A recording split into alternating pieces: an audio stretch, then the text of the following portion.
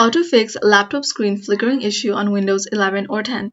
Hello guys, this is Sarah from Create, Login and Delete. Let's get started. So first, open your device manager, and you can do that by clicking on this search bar right here and typing device manager and clicking on open.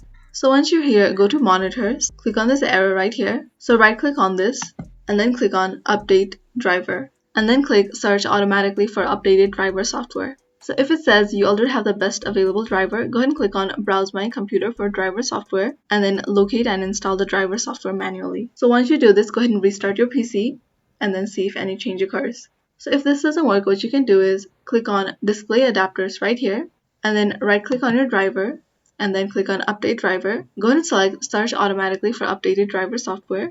And if you face the same issue of it saying you already have the best available driver, go ahead and click on browse my computer for driver software. So you can click on let me pick from a list of available drivers on my computer and it will show the list of available drivers that is compatible with this device. You can select the second one or the third one and then click on next. So this is how to fix laptop screen flickering issue on Windows 11 or 10. Thanks for watching till the end and don't forget to like, share and subscribe.